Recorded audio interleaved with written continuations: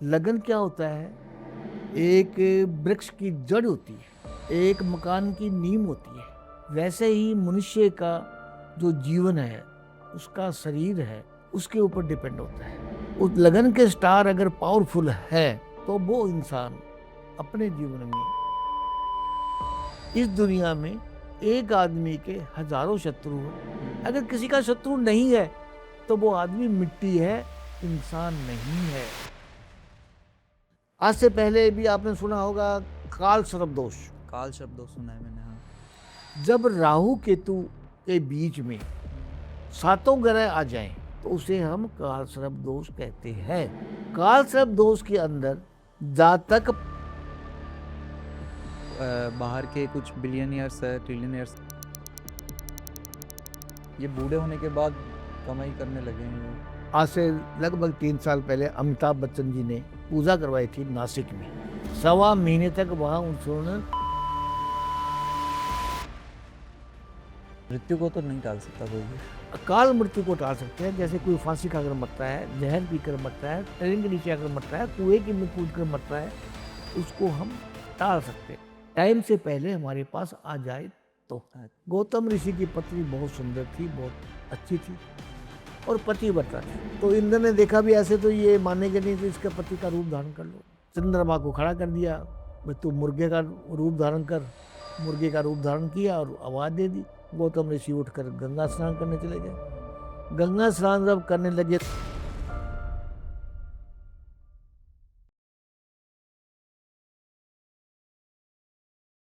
जय श्री महाकाल दोस्तों, स्वागत है आपका फिर से एक नए एपिसोड के अंदर।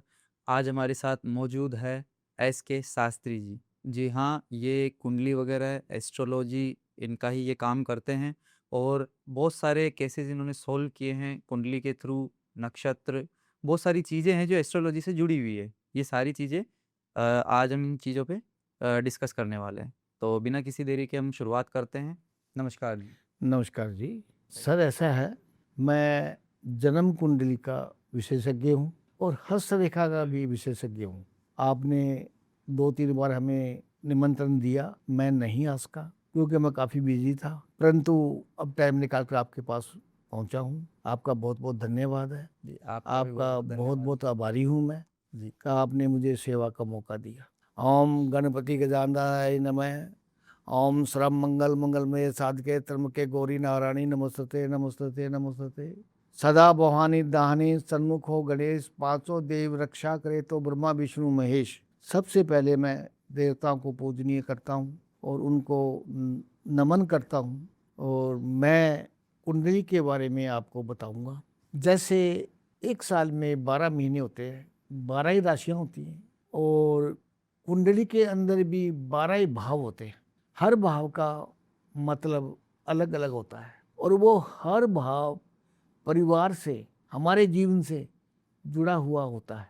जैसे सबसे पहले लगन आता है। लगन क्या होता है? एक वृक्ष की जड़ होती है, एक मकान की नींव होती है। वैसे ही मनुष्य का जो जीवन है, उसका शरीर है, उसके ऊपर डिपेंड होता है। तो लगन अगर अच्छा हो, स्ट्रोंग हो, उस लगन के स्टार अगर पावरफुल है तो वो इंसान अपने जीवन में खूब तरक्की करता है। उसको कहते हैं पहला भाव, जन्म भाव कहते हैं, लगन कहते हैं। दूसरा भाव होता है धन का। हाँ, हर मनुष्य के जीवन में अगर धन नहीं है, पैसा नहीं है, तो कुछ भी नहीं है। आजकल तो पैसों से ही चल रही है दुनिया। पैसों से दुनिया चल रही जी। है। तो धन स्थान में कौन सा ग्रह बैठा है? उच्च का बैठा है या नीच का बैठा है, वो हम दूसरे भाव से देखते हैं। उसके बाद में आता है तीसरा भाव। तीसरा भाव जो होता है भाई बहन का होता है। भाइयों से लगाव रहेगा या नहीं रहेगा, बहन से लगाव होगा या नहीं होगा, भाई बहन का आपस में रिश्ते के अंदर प्यार रहेगा या जीवन में कैसे रहेगा, उसके बारे में बताते हैं। अच्छा। चौथा भाव होता है माता का।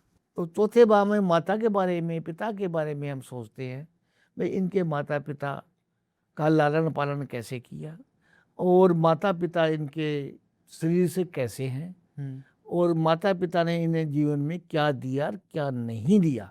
अच्छा। ये हम चौथे भाव से बताते हैं। ठीक है। पांचवा भाव आता है संतान का। संतान तो हर इंसान की होती है, होती है। लाखों में से एक की नहीं होती, परंतु सबकी होती है। हर इंसान ये चाहता है कि मुझे मेरी संतान का सुख मिले और मेरी संतान तरक्की करे। सही बात है। अगर संतान तरक्की नहीं करती है, संतान का सुख माता पिता को नहीं मिलता है। कई ऐसे बेटे मैंने देखे हैं जो माता पिता को बहुत ही कष्ट देते हैं। आजकल कलयुग के अंदर तो होता है कि मैंने देखा है रोडों पे बैठे रहते बूढ़े आदमी औरत।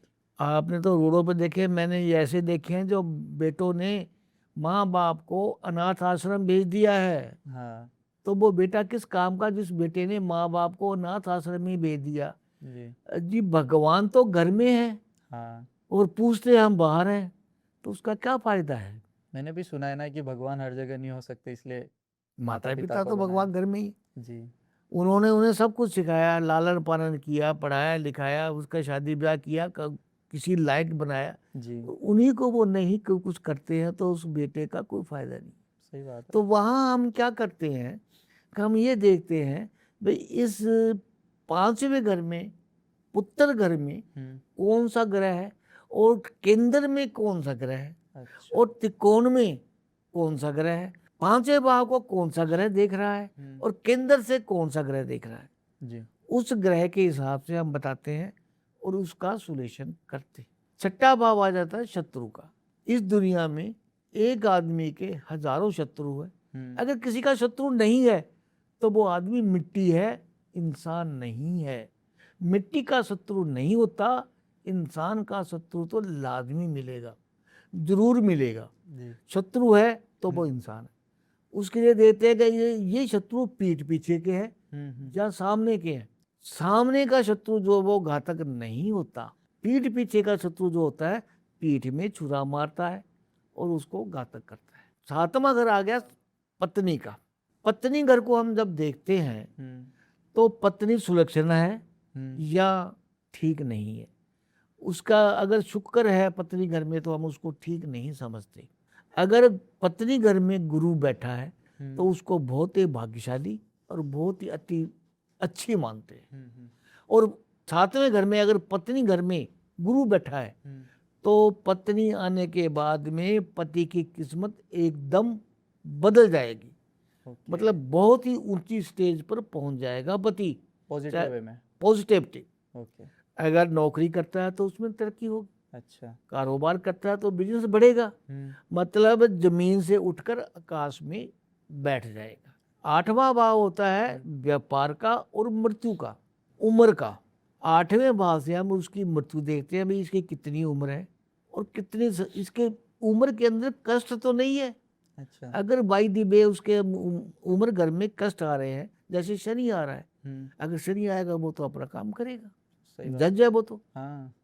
अगर राहु आएगा तो वो उल्टे काम करेगा, तो राहु उल्टा ग्रह है, उसने उल्टे काम करने हैं।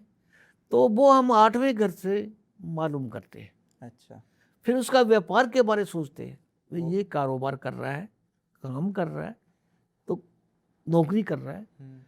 इस मनुष्य के भाग में नौकरी अच्छी लिखी है, परंतु ये नीचे एक प्यून का आदमी काम कर रहा है और उसके अगर मैनेजर की नौकरी लिखी है और वो प्यून का काम कर रहा है तो उसमें हम भाग्य उदय कहना नहीं मानते।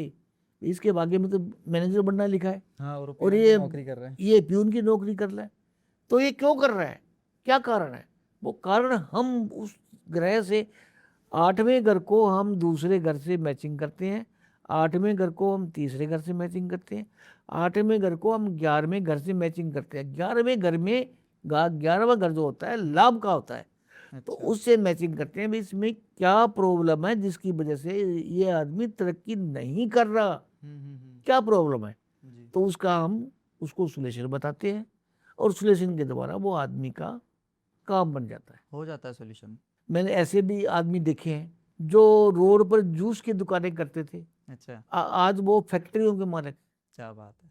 और मैंने ऐसे भी आदमी देखे हैं जो एक सरपंच बनने के लायक नहीं था, वो आज एमएलए बन चुका है, बहुत कुछ बन चुका है। मैं नाम नहीं लेना चाहता, हाँ, कोई दिक्कत नहीं है, ठीक है ना, नाम रिवील नहीं करूँगा। और एमएलए बन चुके हैं, बहुत कुछ बन चुके हैं।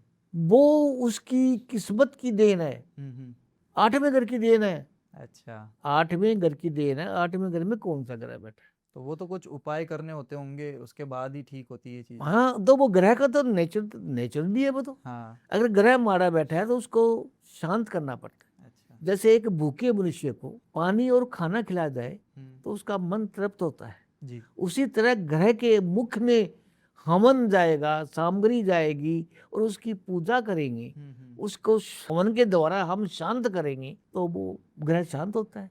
सही बात है। हमारे पास क्या है, सूली से सूल बन जाता है। हम 90% तक ग्रह खत्म कर सकते हैं, 10% ग्रह नहीं खत्म कर सकते, क्योंकि हम भगवान नहीं है, सही बात। हम इंसान हैं। हम्म। ग्रहों से बड़े नहीं है, इंसान है। वायुमंडल में, सौर मंडल में 9 ग्रह स्थापित है, हाँ, 9 ग्रह हैं। स्थापित है। हाँ, उन सूर्य की किरणों के द्वारा हमारे ऊपर उन ग्रहों का अट्रैक्शन होता है।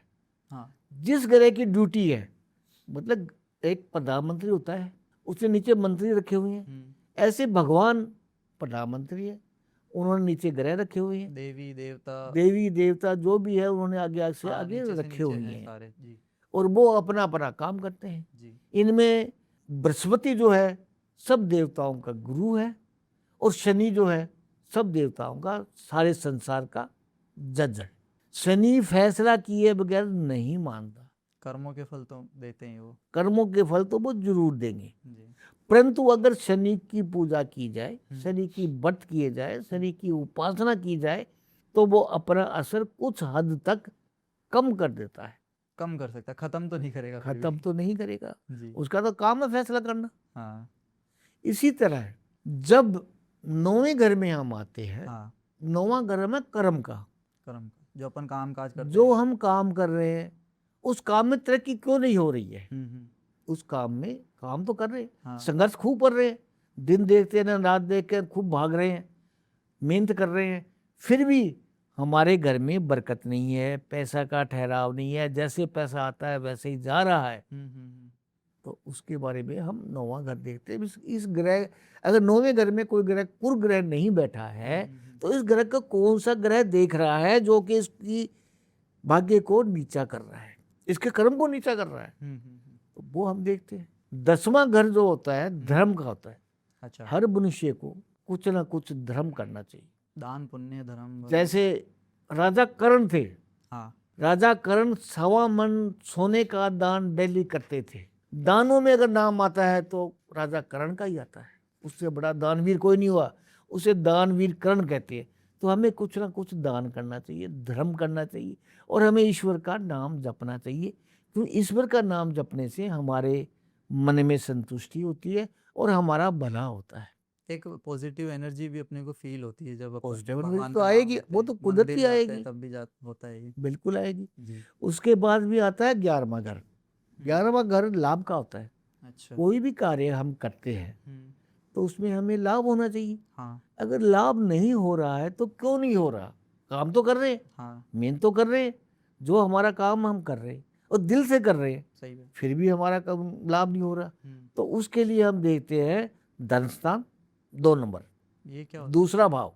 अच्छा, सेकंड हाउस। सेकंड हाउस, दूसरे भाव को देखते हैं और लाभ स्थान को देखते हैं। धन स्थान और लाभ स्थान और पत्नी घर, क्योंकि धन की जो लक्ष्मी होती है वो पत्नी होती है, औलाद जो होती है वो पति के भाग्य की होती है, धन जो पैसा जो आता है पत्नी के भाग का आता है, पत्नी घर की लक्ष्मी है। तो हम 7वां घर भी चेक करते हैं। इस घरों के अंदर देखने के बाद में हमें यह मालूम पड़ता है कि भाई कहाँ दिक्कत है, कहाँ परेशानी। जिस घर में परेशानी है उस घर का हम सोल्यूशन करते हैं और वो उससे ठीक होता है। 12वां भाव आता है खर्च का। खर्च तो हर इंसान करता है, 2 रुपए कमाया तो 2 रुपए खर्च भी करने हैं। हाँ, व्यय तो होता ही है। ये तो होता ही होता है जी। खाने के लिए भी होगा, कपड़े के लिए भी होगा, हर चीज के लिए व्यय तो होगा ही होगा। तो ये 12 भाव है, 12 भाव का अंतर ये है। अब आता है, मैं आपको ये 12 हाउस हो चुके हैं। 12 हाउस हो चुके हैं, वो एक रेक्टेंगल शेप में वो जो हाउस बने हुए थे वही है ये। वही है ये। ओके। अब मैं आपको बताता हूँ, कई मनुष्य ये कहते हैं कि पंडित जी के पास गए थे, जन्म कुंडली मिलाई, 22 गुण मिल गए थे, हाँ। तो फिर भी पति पत्नी में तलाक क्यों हुआ? किसी के तो 36 में से 30-32 मिल जाते फिर भी तलाक हो जाते। फिर भी तलाक हो जाता है। तो क्यों होता है? पंडित जी की गलती है वहां पर। हमें 4 चीजें हमेशा मिलानी चाहिए। कौन सी? मैं बताता हूँ ना वो। जी। पहले तो सबसे प्रथम तो हर पंडित गुण ही मिलाता है और तो कुछ देखता नहीं। हाँ। इसमें वर्ण दोष, हम्म। नाड़ी दोष, योनि दोष और गुण दोष। तो ये 4 दोष मिलाए जाते हैं। गुण दोष तो उन्होंने मिला दिए, हम्म। नाड़ी दोष नहीं मिलाया। नाड़ी का मतलब समझते हैं आप? नाड़ी मतलब वो वेन्स, नसें। नस। जब पति पत्नी टच होंगे हम्म। तो नाड़ियां तो मिलेंगी। हाँ। तो अगर उनका नाड़ी दोष नहीं मिल रहा है तो एक्शन की जगह रिएक्शन होगा। अच्छा, बनने पति की जगह पत्नी की बिगड़ेगी। बनेगी नहीं। हम्म। पति पत्नी की बने, जो पति कहेगा वो पत्नी नहीं करेगी, जो पत्नी कहेगा वो पति नहीं करेगा। अच्छा। उसके बाद आता है वर्ण दोष। वर्ण दोष। दो 4 वर्ण दोष होते हैं। चारों में से दोनों का, जैसे क्षत्रिय है, वैश्य है, शूद्र है, उनमें से क्या है कि दोनों का एक दोष नहीं होना चाहिए, दोनों के एक नक्षत्र नहीं होना चाहिए, दोनों की एक राशि नहीं होनी चाहिए, दोनों का एक महीना नहीं होना चाहिए। ये पहले देखना होता है। फिर आता है योनि दोष। योनि दोष होता है संतान के लिए। अच्छा। अगर योनि दोष आ रहा है तो संतान उत्पत्ति नहीं होगी, कहाँ से होगी? और फिर लोग बाद में वो बाद में वो बंधन वगैरह का ये सब चला देते हैं कि इसका तो बाद ये में हो वो रखा है। कहते हैं जी तो बांझ है, हाँ। इसको नहीं रखेगी। और ऐसे ही मतलब हमेशा ही शादी ब्याह में चारों चीजों को मिलाना बहुत ही अनिवार्य है। ओके। अगर ये कोई नहीं मिलाता है तो हम्म। उनके आगे जाकर दिक्कतें आती है। अच्छा। इसके बाद में आता है जैसे, नहीं, उससे पहले मैं थोड़ा सा आपसे जानना चाहूँगा शास्त्री जी। मेरा एक सवाल रहेगा, जैसे आपने इतने सारे हाउसेस के बारे में बता दिया, कुंडली के बारे में बता दिया, बिल्कुल तो क्या आप अभी लाइव कुंडली बता सकते हो मेरी? बिल्कुल बता सकते हैं। तो मेरे को क्या क्या बताना पड़ेगा उसके लिए? आपको देखो, हमें सिर्फ एक चीज चाहिए, ओनली वन। क्या? डेट ऑफ बर्थ अच्छा। और टाइम हम्म। और जन्म स्थान। और टाइम जैसे पता ना हो किसी को? फिर मुश्किल है। ये टाइम, क्योंकि लगन जो बनेगा टाइम से ही बनेगा। टाइम, जन्म स्थान, डेट ऑफ बर्थ, ये जैसे सभी एक चीज हमें चाहिए। इसके अंदर आपकी पूरा जीवन समेटा हुआ है। नहीं डेट ऑफ बर्थ के बिना हम कुछ नहीं कर सकते। नहीं, जैसे मेरी डेट ऑफ बर्थ है 25 जून 1999, ठीक है, और मेरा नाम शिवराज है, और टाइम का आइडिया नहीं है, टाइम है संध्याकालीन की। ऐसा नहीं सूर्य, होता। ऐसा नहीं देखो होगा? टाइम जरूरी है। देखो मैं आपको बताता हूँ। हम्म। जैसे 7:05 पर लगन चेंज हो रहा है। ये कब कब होता है लगन चेंजेस? एक दिन में 12 लगन होते हैं। अच्छा, 12 हाउस जैसे 12 लगन। हाँ, जैसे आज की तारीख में 7:05 पर लगन चेंज हो रहा है और आप मुझे 7:04 का टाइम दे रहे हो, तो मैं वही लगन निकालूंगा 7:04 का, सही। 7:05 का लास्ट में निकाल दूंगा। पर 7:06 बोलोगे तो लगन चेंज हो जाएगा और ग्रह भी चेंज हो जाएंगे 1 मिनट के फर्क से। और ये कितने घंटों में चेंज होते हैं ये एक लगन जो है हाँ। 1.5 घंटा रहता है। अच्छा, 1.5 घंटा रहता है। तो जैसे अगर 5:30 या 6 बजे के आसपास हो? ऐसा नहीं होता, अच्छा। उसमें देखना पड़ता है कि कितना है। कोई लगन 1.5 घंटा होता है, कोई लगन 1.25 घंटे भी होता है, उसका देखना पड़ता है। वो पंचांग के अंदर, पंचांग किस चीज को कहते हैं? 5 चीजों से पंचांग बनता है। कौन सी? दिन, वार, तिथि, करण और योग। इन 5 चीजों से पंचांग बनता है। और पंचांग के अंदर हम देख कर बता सकते हैं भाई इतने बजकर इतने मिनट पर कौन सा लगन है, क्योंकि लगन ही मेन है। आपने जैसे बताया नींव है वो, जैसे मकान की नींव सबसे नीम है, इम्पोर्टेंट जड़ है होती वो। है। तो लगभग कई लगन 2 घंटे रहते हैं। तो वो देखना पड़ता है कि कौन सा लगन है, और लगन से ही ग्रह घूमेंगे सारे। अच्छा। आज की तारीख में कौन कौन से ग्रह कितने बजे तक है, क्योंकि हमारे ज्योतिष में जैसे शुक्र की महादशा जो होती है 20 साल की होती है। 20 साल तक दोष रहता है मतलब? शुक्र जो होता है ऐश्वर्य का मालिक होता है। ऐश्वर्य तभी आएगा जब पैसा पास में होगा, हाँ, बिना धन के तो कुछ है ही नहीं। बिना धन के तो कुछ है ही नहीं। जी। उसके बाद में शनि की दशा जो आती है 19 साल की आती है। 19 साल की? हाँ जी। उसके बाद में राहु की दशा जो आती है 18 साल की आती है। इसमें तो पूरा जीवन ही खत्म हो जाएगा अपना। और उसके बाद में राहु की दशा जो आती है 17 साल की आती है, गुरु की दशा 16 साल की आती है, चंद्रमा की दशा 10 साल की आती है, और सूर्य की दशा 6 साल की आती है, मंगल की दशा 7 साल की आती है, केतु की दशा 7 साल की आती है। बट टोटल जो ग्रह की दशा है 120 साल की होती है। मैं जन्मपत्री बनाता भी हूँ और देखता भी हूँ। ओके। मैं जन्मपत्री हाथ से बनाता हूँ, कंप्यूटर से नहीं बनाता। आजकल तो लोग कंप्यूटर पे वो बहुत सारे नए नए सॉफ्टवेयर आ गए, उस पर डाल देखो, के हो जाता है। मैं ये नहीं कहना चाहता कि कंप्यूटर गलत है, परंतु आज से 10 साल पहले नहीं, 50 साल पहले कंप्यूटर नहीं थे। हाँ हम लोग जो भी काम करते थे हाथ से ही करते थे, जी। और मैं आज भी हाथ से ही करता हूँ, कंप्यूटर यूज नहीं करता। मैं हाथ से बनी हुई एक्यूरेट होती है मेरे हाथ से बनी हुई एक्यूरेट होती है, जी। उसमें कोई प्रॉब्लम नहीं होती। हम्म। इसके अलावा जी। जैसे किसी की कुंडली में मांगलिक दोष है, हर आदमी कहता है भी मांगलिक दोष तो नहीं पंडित जी, हमें आकर पूछते हैं पंडित जी मांगलिक दोष तो नहीं है। तो हम जब कुंडली देखते हैं तो उसमें देखना पड़ता है पहला घर, घर का मतलब आप भाव, कई भाव कह लेते हैं, हाउस आपको बोलते हैं समझाने के लिए मैं हाँ, घर हाँ, बोल रहा हूँ। जी जी।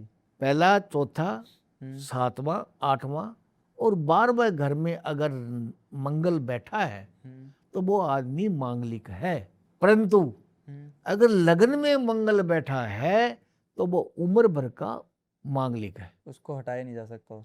उसको हटाया नहीं जाता। चौथा, 8वां और 7वां, 12वां घर का अगर मांगलिक है तो वो 28 साल तक है। अच्छा, 28 साल तक है, उसके बाद में नहीं है। किसी बच्चे की शादी भी मांगलिक की 28 साल से पहले करनी है तो लड़की भी मांगलिक होनी चाहिए। लड़की मांगलिक नहीं मिलती है तो 28 साल के बाद में शादी करो, और उससे पहले कर दे तो फिर क्या? उसके पहले कर दे तो उनमें डिवोर्स होता है। अच्छा। घर में क्लेश रहता है, परेशानी रहती है, अच्छा। पति पत्नी की बनती नहीं है। इसके अलावा ज्योतिष शास्त्र में एक और भी है, क्योंकि ये तो शास्त्र है, सागर है। ये तो सागर है बहुत बड़ा, इसमें तो जितना विस्तार से जाते जाओगे और ये तो सागर है, इसमें कोई अंत नहीं है। कहने का भाव मेरा ये है, आज से पहले भी आपने सुना होगा काल सर्प दोष। काल शब्द सुना है मैंने, हाँ। जब राहु केतु के बीच में 7 ग्रह आ जाएं, जो राहु केतु 2 ग्रह हो गए, उसके बीच में 7 ग्रह आ गए तो उसे हम काल सर्प दोष कहते हैं। काल सर्प दोष के अंदर जातक, जातक का मतलब होता है आदमी, जातक 45 साल की उम्र तक तरक्की नहीं कर सकता। 45 साल? 45 साल तक।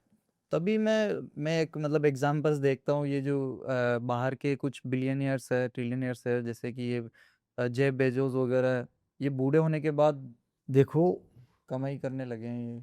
आज से लगभग 3 साल पहले अमिताभ बच्चन जी ने अपनी बहू की, अच्छा। ऐश्वर्या राय की पूजा करवाई थी नासिक में। हाँ, मैंने भी सुना था ये। 1.25 महीने तक वहां उन्होंने काल सर्प दोष की ही पूजा करवाई थी, और जब तक काल सर्प दोष की पूजा नहीं होती वो आदमी तरक्की नहीं कर सकता। एक बात। दूसरी बात, अगर पति के काल सर्प दोष नहीं है और पत्नी के काल सर्प दोष है तो उनका डिवोर्स होगा ही होगा, उसको कोई रोक नहीं सकता, कोई भी रोक नहीं सकता, कोई सॉल्यूशन नहीं इसका, कोई सॉल्यूशन नहीं। उनकी पूजा करवानी ही पड़ेगी। हमारे ऐसे, मैं आपको अभी बताता हूँ, मैंने ऐसे आदमी देखे हैं जो जूस की दुकान करते थे, रेडी लगाते थे दिल्ली में, उनका नाम लेना नहीं चाहता मैं, हाँ। वो खत्म हो गए हैं। टी सीरीज कंपनी के मालिक थे वो, अच्छा। बाद में हुए हैं, और उनके काल सर्प दोष था और वो टी सीरीज कंपनी पूरे वर्ल्ड में घूम गई, फेमस हो, पूरे वर्ल्ड में टॉप पे चल रही है, टॉप पे चल रही थी। उसके अलावा कई हमारे ऐसे नेता हैं जिनके काल सर्प दोष है और वो आज सूर्य की तरह चमक रहे। नाम लेना गलत है, सूर्य की तरह चमक रहे, परंतु वो 45 साल की उम्र के बाद ही चमके हैं, पहले नहीं। उससे पहले कोई रास्ता नहीं है, रास्ता नहीं। 45 इतना है, थोड़ा सा अगर काल सर्प दोष की पूजा की जाए तो उनके शरीर पर कोई कष्ट नहीं आता। अच्छा। और उनको रिलीफ मिलता है, मन को शांति रहती है। कई हमारे पास आते हैं, पंडित जी देखो, तो हम कुंडली जब देखते हैं तो उसमें पितृ दोष होता है। हाँ, एक पितृ दोष भी होता है, मैंने सुना। जब दूसरे और 5वें और 12वें घर में राहु बैठा हो जहाँ शनि बैठा हो, जहाँ केतु बैठा हो, हम्म। तो उसे हम पितृ दोष कहते हैं। पितृ दोष का मतलब क्या है? हमारे पूर्वज है वो, तो हाँ, पितृ तो अपने जो हमारे पूर्वज है। पूर्वज क्या करते हैं कि हम पूर्वज की पहले सेवा नहीं की, या उनके स्वर्गवास होने के बाद में उनका श्राद्ध नहीं किया, या उनकी क्रियाक्रम ढंग से नहीं किया, तो उनका दोष हमें लगता है।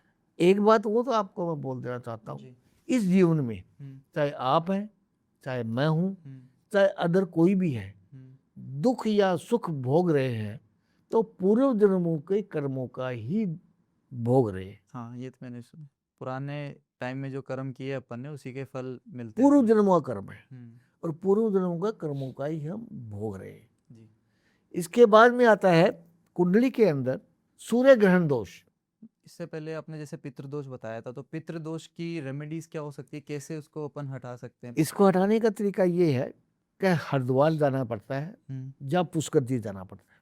श्राद्धों के टाइम पर जिस दिन हमारे पितरों के श्राद्ध है, उस दिन उनको भोजन देना चाहिए, गरीब आदमी को कपड़ा देना चाहिए, और जो वो पूर्वज हमारे खाते थे वो ही दान करना चाहिए। जैसे पुष्कर जी में पिंड दान होता है, तो वहां जाकर पिंड दान करना चाहिए।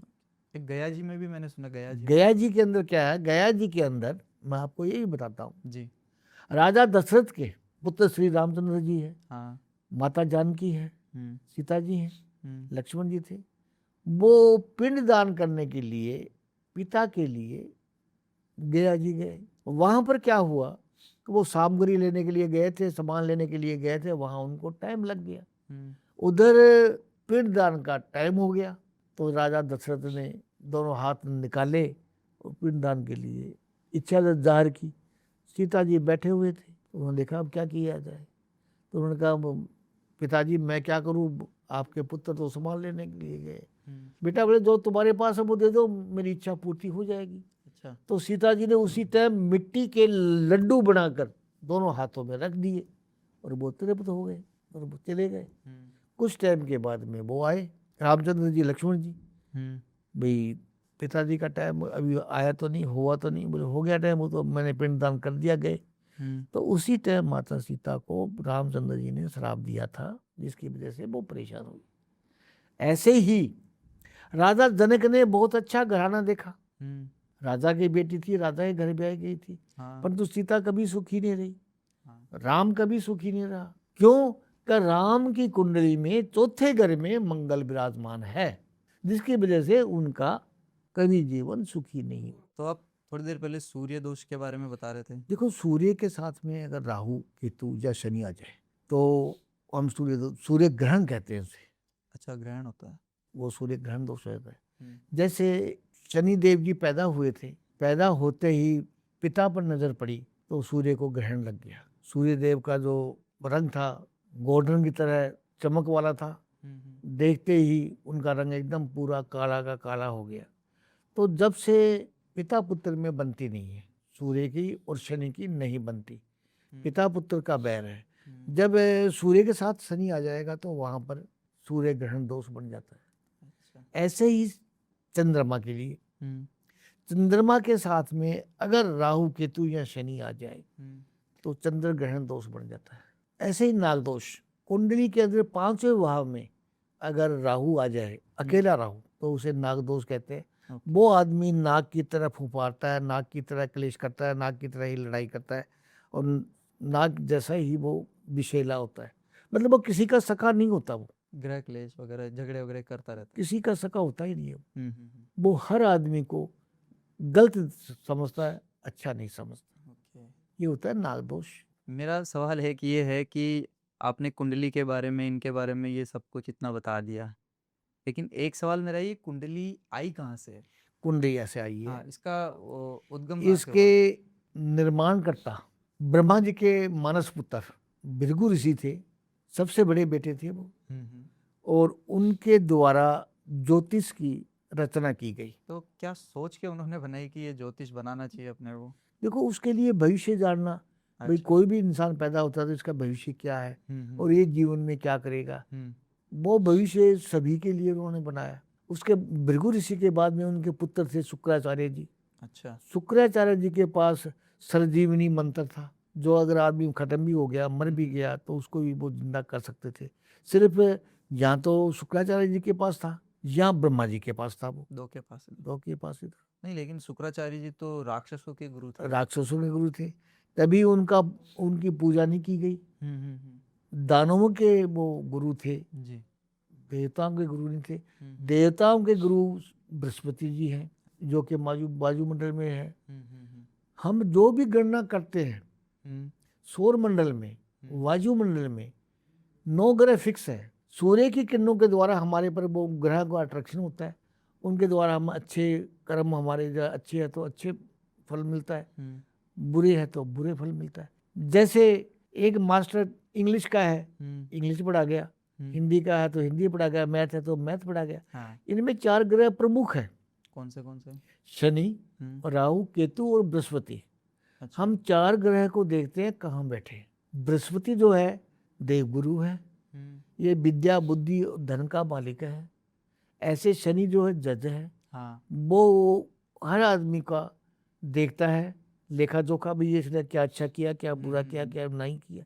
और राहु केतु जो राक्षस ग्रह हुआ, तो काम ही है, राक्षस का तो काम ही उल्टा होता है। जब राहु किसी के ऊपर आता है तो सब काम उल्टे होते हैं। जो हम करना चाहते हैं वो तो होता नहीं है, और जो हम नहीं करना चाहते वो होता है। तो राहु केतु का मतलब तो ये है। मतलब ये 4 ग्रह ही देखते हैं कोई? ज्यादातर 4 ग्रह देखते हैं। तो इनकी बेस्ट पोजीशनिंग क्या होती है? अगर किसी हाउस में बैठे रहते, 12 हाउस है तो 12 हाउस में से अगर गुरु हाँ। लगन में बैठा है हाँ। तो हम उसको राजयोग कहते हैं। राजयोग। वो आदमी का राजा के समान होता है, अच्छा। और उसे धन की कोई कमी नहीं होती। अगर गुरु पत्नी घर में बैठा है तो पत्नी के द्वारा उसको सब कुछ मिलता है, पैसा मिलता है, ऐश्वर्य मिलता है, दुनिया में मार्केट में उसकी वैल्यूएशन होती है। अगर गुरु लाभ स्थान में बैठा है तो भी हम उसे अच्छा समझते हैं। अच्छा। गुरु अगर धन स्थान में बैठा है तो भी हम उसे अच्छा समझते हैं। इसके बाद में आता है शादी के लिए, जैसे मैंने पहले भी बताया, अभी बता रहा हूँ, मंगल को देखते हैं। अच्छा। सिर्फ मंगल ओनली फॉर शादी।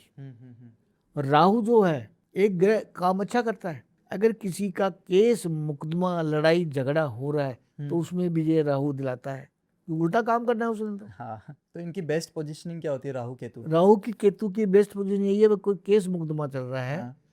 तो उसमें विजय दिलाता है। हमारे ग्रहों के अंदर पहले तो होती है महादशा, फिर होती है अंतर्दशा, अच्छा। फिर होती है प्रत्यंतर दशा। प्रत्यंतर दशा जैसे आपके गुरु चल रहा है, मान लीजिए आपके चल रहा है, हाँ। गुरु की महादशा आपको चल रही है, और गुरु की महादशा में आपको अंतर जो चल रहा है वो राहु का चल रहा है। तो राहु आपको उल्टे, गुरु तो ऊपर बैठा है, वो तो ऊपर का काम कर रहा है। राहु आपके ऊपर आ गया, नीचे आ गया, तो वो आपको नीचे से आपको बर्बाद करेगा, उल्टे काम कराएगा। उसी के अंदर अगर प्रत्यंतर दिशा आ गई, वो भी राहु की आ गई, तो उसमें अचानक अकाल मृत्यु का योग बनता है। हम अकाल मृत्यु टाल सकते हैं, मृत्यु को नहीं टाल सकते। मरना तो हमें भी है, हाँ, मृत्यु को तो नहीं टाल सकता कोई भी।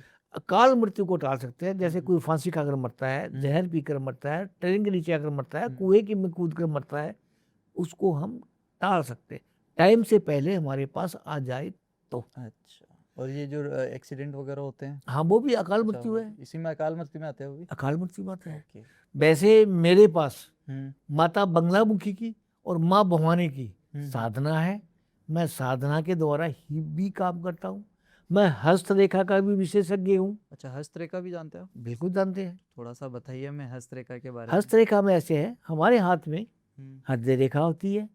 एक बार अगर आप बुरा ना माने तो कि हाथ करके अगर कैमरे में बता पाएंगे तो थोड़ा अच्छे से समझ में। देखो, ये मेरा लेफ्ट हैंड में नहीं, आदमी का राइट हैंड देखना होता है, औरत का लेफ्ट हैंड देखना होता है। अच्छा, औरत का लेफ्ट। तो ये मेरा हाथ है जी। इसमें ये मेरी उम्र रेखा है। अच्छा, एक बार इधर बता देंगे। ये उम्र रेखा है। अच्छा। ये मेरी भाग्य रेखा है। अच्छा, ये बीच वाली? बीच वाली, एक बार इधर बता देंगे आप थोड़ा सा। बीच वाली मेरी भाग्य रेखा है जी। ये मेरी हृदय रेखा है। अच्छा, ये जो चांद बनता है, ये जो सेंटर की उंगली से जो बाहर आ रही है, इसको हृदय रेखा कहते हैं। ओके। तो इन रेखाओं के अंदर हम हाथ की रेखा देखकर हम ये भी बता सकते हैं कि इसकी कितनी उम्र है। हम ये भी बता सकते हैं, जब हम किसी का हस्तरेखा देखते हैं तो इसका हस्तरेखा में भाग्य अच्छा है और इसको आदमी को उस रेखा का फल नहीं मिल रहा, तो क्यों नहीं मिल रहा? क्या वजह है जिसके लिए उसका हस्तरेखा से उसका वो मैच नहीं हो रहा? तो उस हाथ में भी 9 ग्रह की जगह है, शनि पर्वत भी है, शुक्र पर्वत भी है, गुरु पर्वत भी है, मंगल पर्वत भी है। इसको हम पर्वत बोलते हैं। अच्छा, पर्वत से डिनोट करते हैं अपन। हाँ। जैसे कुंडली में हाउस होते हैं, इसमें पर्वत। कुंडली में भाव होता है, हाँ भाव को घर कहते हैं, हाँ। हस्तरेखा में पर्वत बोलते हैं। अच्छा। तो वो पर्वत, इनके 9 के 9 पर्वत हम चेक करते हैं, भाई इनके पर्वत में कौन सी कमी है जिसके कारण से ये आदमी की किस्मत तो ऐसी है और ये ऐसे बैठा है। जैसे मैंने पहले बोला था, सकल पदार्थ है जग माही, कर्महीन नर पावत नहीं। मतलब इस आदमी के भाग्य में तो सब कुछ लिखा है, परंतु इसको क्यों नहीं मिला? मतलब सकल पदार्थ का मतलब क्या? इस दुनिया में सब पदार्थ है, जिसके भाग्य में होता है उसको मिलता है, जिसके भाग्य में नहीं होता उसको नहीं मिलता। पर तू भाग्य में तो आपके लिखा है, हाँ, फिर आपको मिल क्यों नहीं रहा? अच्छा। दुख इस चीज का है। तो वो दुख हम देखते हैं, ये प्रॉब्लम कहाँ है, उस प्रॉब्लम को हम सोल्व करते हैं तो सब कुछ मिलता है फिर। ओके। और अगर वैसे नहीं होता तो हम हमारी साधना के द्वारा उससे कर देते हो। उससे हम चेक करते हैं कि कहाँ प्रॉब्लम है, किस चीज। कोई भी डॉक्टर, जैसे आप बीमार हो गए, मैं बीमार हो गया, कोई भी डॉक्टर अगर दवाई देता है तो पहले वो लेबोरेटरी टेस्ट करता है। हाँ, टेस्ट। लेबोरेटरी टेस्ट करने के बाद वो देखता है भाई किस चीज में कमी है, उस चीज की दवाई देता है। सही है। और हम ठीक होते हैं। हाँ। वैसे ही हम भी वही चेक करते हैं भी कहाँ प्रॉब्लम है, इसकी जड़ कहाँ है, जहाँ नुक्स पड़ा हुआ है उस जड़ को देखते हैं। उस जड़ को देखने के बाद भी हम बताते हैं भी इसकी भी ये प्रॉब्लम है, इसकी वजह से होनी। फिर कई हमारे पास ऐसे आते हैं, लड़के आते हैं, लड़कियां आती हैं जिसका प्रेम ब्याह करने की इच्छा होती है। लव मैरिज का बहुत चल रहा कई लव मैरिज करना चाहते हैं। है। एक इसको लोग तंत्र से जोड़ लेते हैं कि वशीकरण करवा देते हैं। देखो, वशीकरण अलग चीज है, हम उसके बारे में कुछ नहीं बोल सकते। अच्छा, एस्ट्रोलॉजी में नहीं आता है? एस्ट्रोलॉजी में हमारे पास वशीकरण नहीं आता। हम उसको कहते हैं मनमोहनी मंत्र के द्वारा। अच्छा, मंत्रों के द्वारा करते हैं। मंत्रों के द्वारा। अगर जैसे किसी लड़की का लड़के का रिलेशनशिप साल रही है, 2 साल रही है या 3 साल रही है, उसके बाद में अगर वो रिलेशनशिप टूट जाती है तो वो हमारे पास आता है और हमें कहता है पंडित जी ऐसे ऐसे हुआ। तो हम उसमें उसकी लड़के की हस्तरेखा या डेट ऑफ बर्थ, लड़की की डेट ऑफ बर्थ देख कर ये सोचते हैं भी इसको कैसे द्वारा मिलाया जाए, तो उसका सोल्यूशन होता है। अगर हमारे पास डेट ऑफ बर्थ नहीं है तो हम कुछ नहीं कर सकते। डेट ऑफ बर्थ और टाइम जरूरी है। डेट ऑफ बर्थ और टाइम और जन्म स्थान, और ये असल चीज तो ये है। बाकी दुनिया कुछ भी कहे, मैं उस चीज को नहीं मानता। ओके। बाकी ये हस्तरेखा कितनी जब एक्यूरेट तक होती है? हस्तरेखा कितनी एक्यूरेट होती है? लाइक कि जैसे कुंडली होती है तो कुंडली देखो, में आप बता रहे हो। हस्तरेखा तो भगवान ने बनाई है। तो ये एक्यूरेट होती है क्या? इससे पता पड़ सकता है चीज? बिल्कुल। हस्तरेखा देखने वाला और पढ़ने वाला होना चाहिए। भगवान की बनाई चीज कभी गलत नहीं होती। इंसान की जन्म पत्र मैं बनाता हूँ, मेरे से गलत हो सकती है। आपको आपका टाइम देने में गलती हो सकती है, डेट में गलती हो सकती है। जो हमें आप बताएंगे हम तो वही बनाएंगे। सही है। परंतु हाथ की रेखाएं तो ईश्वर ने बनाई है। हाँ। विधाता ने बनाई है। जो विधाता ने बना दिया उसका कोई लेख नहीं है। ओके। और रावण जब पैदा हुआ था तो विधाता ने उसके लेख लिखने के लिए घर आई। आप भी जानते होंगे, छठी के दिन हम कहते हैं भाई आज छठी का दिन है। कोई भी बच्चा पैदा होता है, छठ पूजा करते हैं, छठी का दिन होता है वो। अच्छा। उस दिन विधाता हर आदमी के, हर बच्चे के घर आती है और उसके लेख लिखती है। तो वो लेख अपने हाथ आंखों के सामने कर नहीं लिखती, उसके दोनों हाथ पीछे होते हैं, पीछे से वो लिखती है। आप भी नहीं देखती। तो रावण का जब उन्होंने लेख लिखे तो ब्रह्मा जी ने पूछा, भाई माता विधाता आपने क्या लिखा, इसके भाग्य में क्या है? तो उसने कहा मैं खुद नहीं जानती क्या लिखा मैंने तो लिख दिया। ब्रह्मा जी के अलावा रावण को ही चारों वेदों का ज्ञान था, या ब्रह्मा जी को चारों वेदों का ज्ञान था, या रावण को ज्ञान था। उसके अलावा किसी को नहीं था। उसके अलावा किसी को ज्ञान नहीं था। और अभी तक हुआ भी नहीं होगा। अभी तक हुआ भी किसी को नहीं। हमारे जो सनातन धर्म है इसमें चारों वेदों के हिसाब से ही हम चलते हैं। और रावण जो था बहुत बड़ा पंडित था। हाँ। बहुत बड़ा ज्ञानी था। एक हंसी और मजाक की बात बता रहा हूँ मैं आपको। माता पार्वती ने शंकर जी से कहा, आप तो हिमालय पर बैठे हो, बर्फ में बैठे हो, दुखी, आपको तो कोई दुख सुख का मालूम नहीं है, मुझे मकान बना कर दो। हर पत्नी कहती है पति को, हाँ मुझे अच्छा घर चाहिए, अच्छा ऐसा चाहिए। तो उन्होंने भी डिमांड कर ली। जी। उन्होंने कहा तू ऐसे ठीक है, रहने दे, कोई जरूरत नहीं है। नहीं, उसने कहा नहीं, मतलब त्रियाहट, राजहट, बालहट बालट, और योगी हट। योगट, योगी मतलब कोई भी साधु साधु सन्यासी, संता। इनकी हट बहुत माड़े, इनकी हट में पढ़ना नहीं चाहिए। हाँ, ये 4 हट बताए गए शायद। 4 हट है, जी।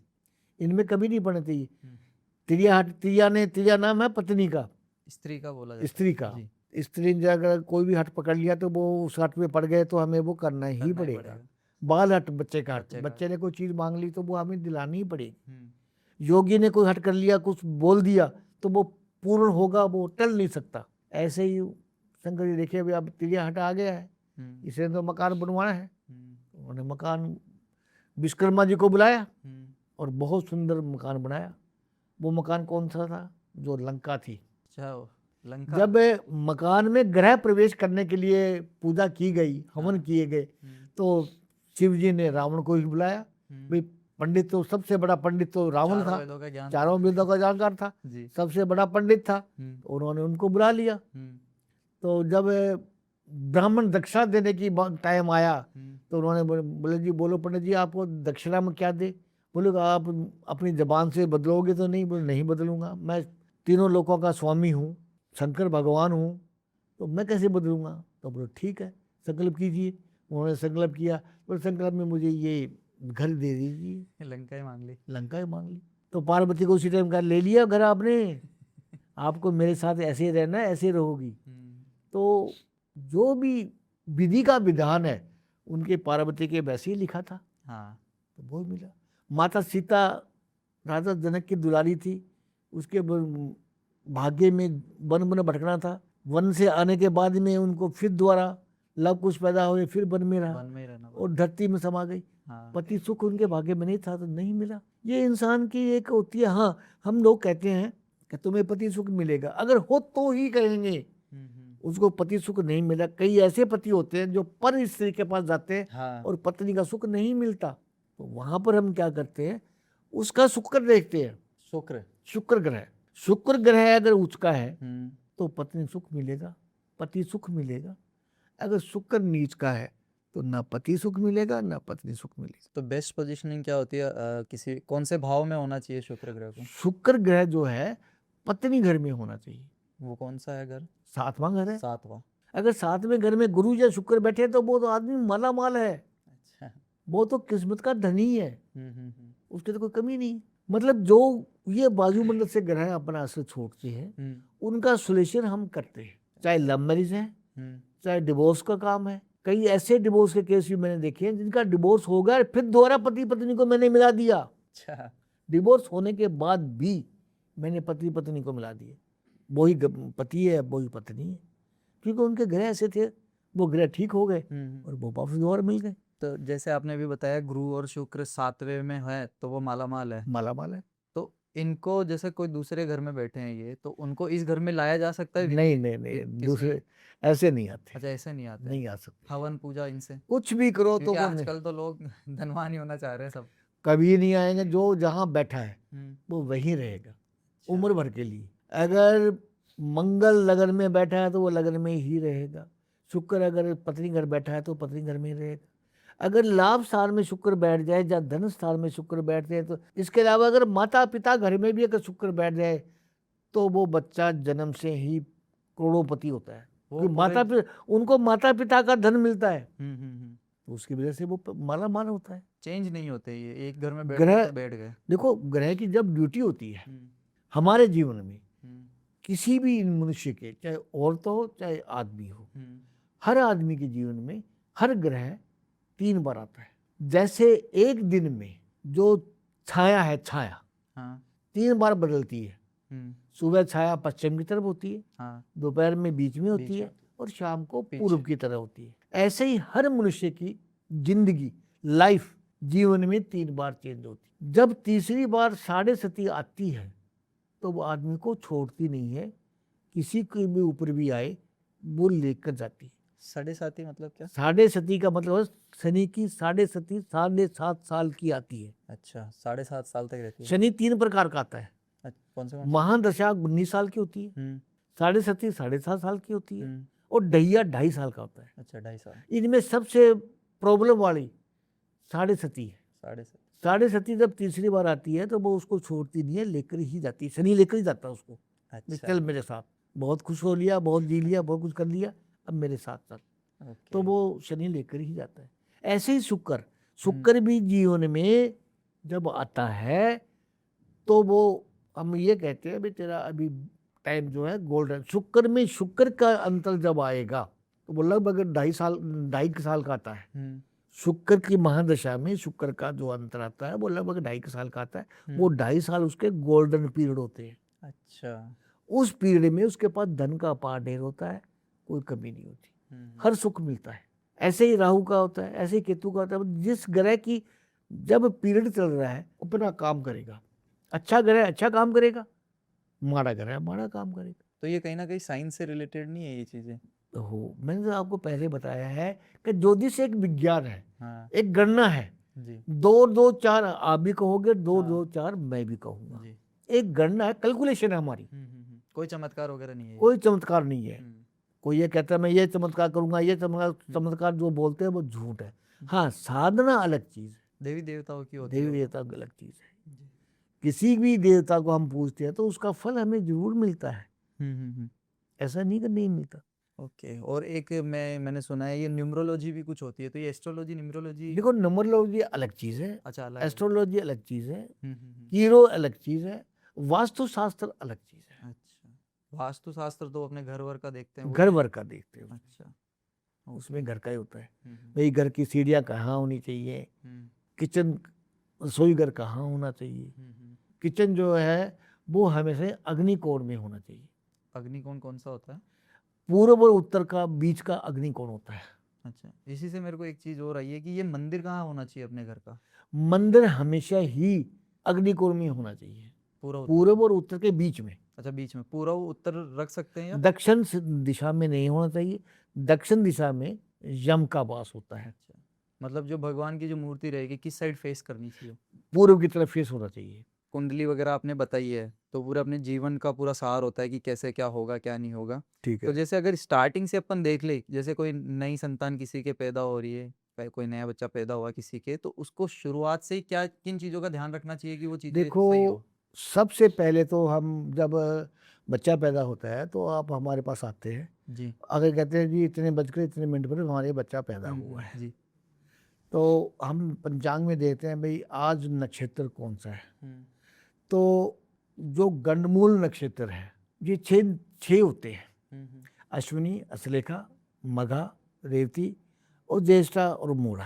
हम्म इनमें सबसे बड़े मूला और ज्येष्ठा नक्षत्र बड़े होते हैं, मघा भी बड़ा होता है, हम्म बाकी नक्षत्र जो होते हैं वो छोटे होते हैं। हम्म।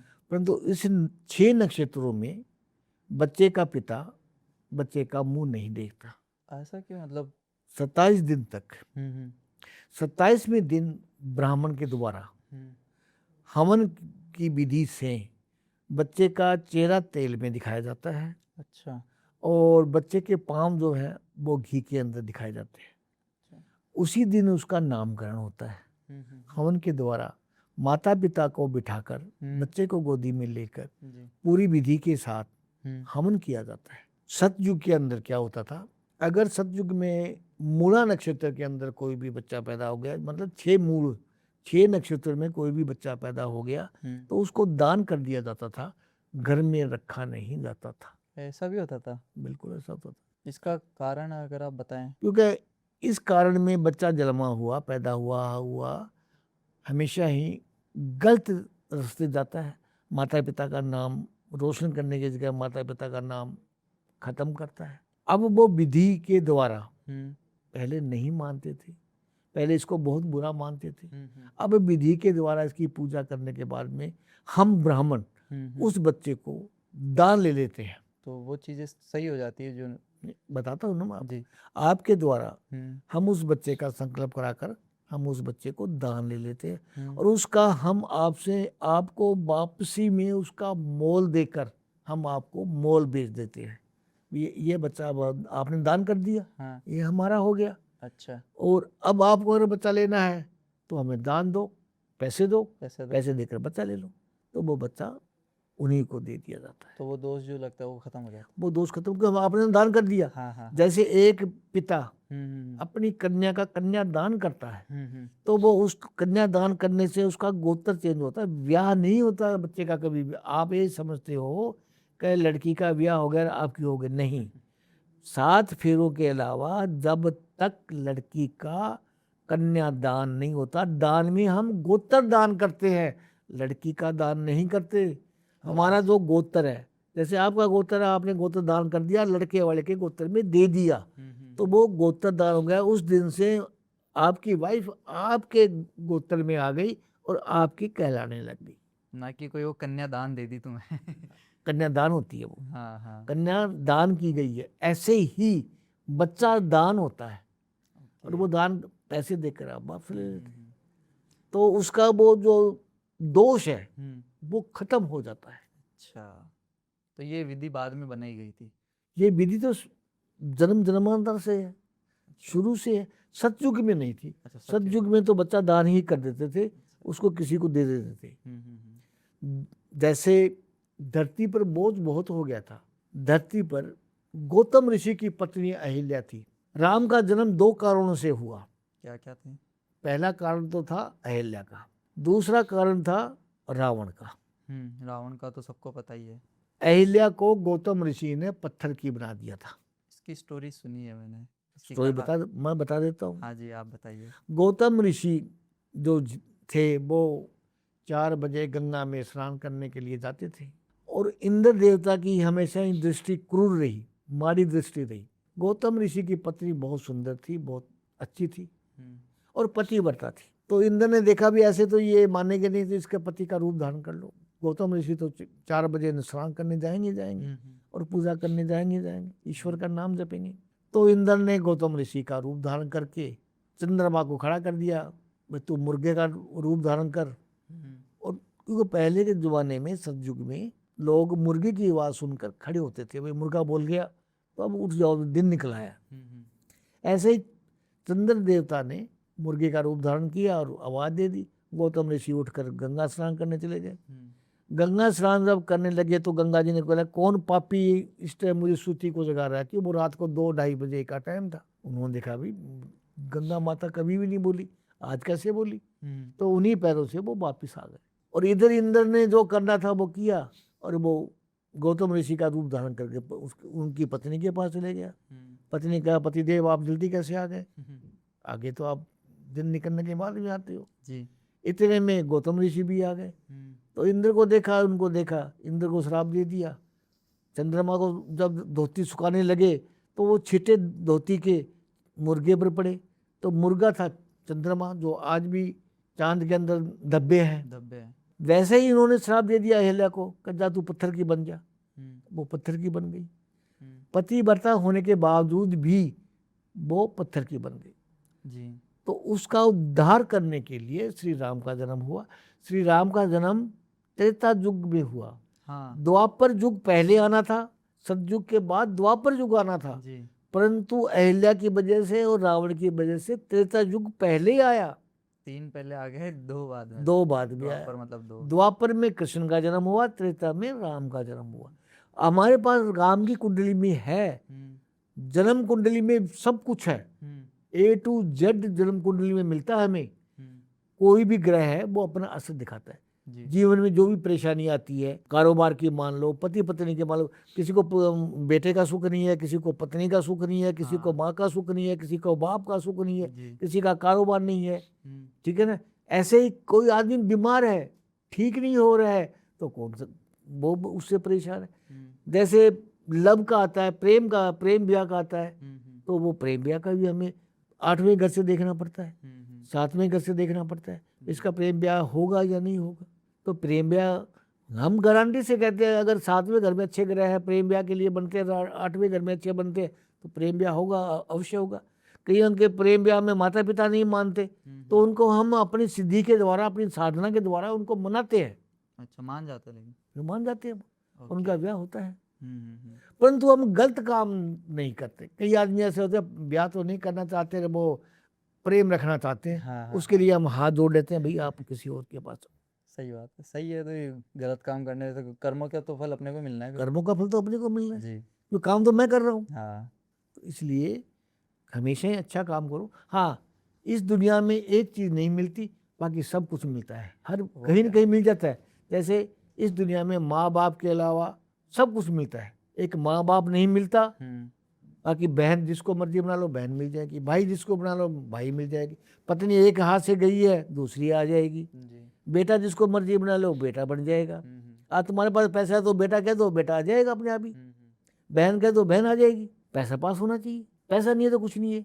पैसे के लिए कारोबार चाहिए, जॉब चाहिए। आज किसी को जॉब नहीं मिल रही और खूब संघर्ष कर रहा है, खूब मेहनत कर रहा है और जॉब नहीं मिल रही, तो वो क्या कारण है? उसका हम भाग्य स्थान देखते हैं, इसका भाग्य स्थान क्या कह रहा है, उसके हिसाब से उस ग्रह को शांत करते हैं। ग्रह को शांत होगा तो जॉब मिल जाएगी। हटते नहीं, मतलब शांत कर सकते हैं अपन। हटते तो नहीं, मैंने अभी आप सबसे पहले बोला था ग्रह 100% है तो हम 90% तक खत्म कर सकते हैं, 10% नहीं होगा। हम सूली से सूल बना सकते हैं, सूली इतनी सी होती है, सूली कितनी लंबी होती है, क्योंकि हम भगवान नहीं है, देवता नहीं है, ग्रह नहीं है, हम इंसान है, हमें भी जाना है और आपको भी जाना है। सही बात।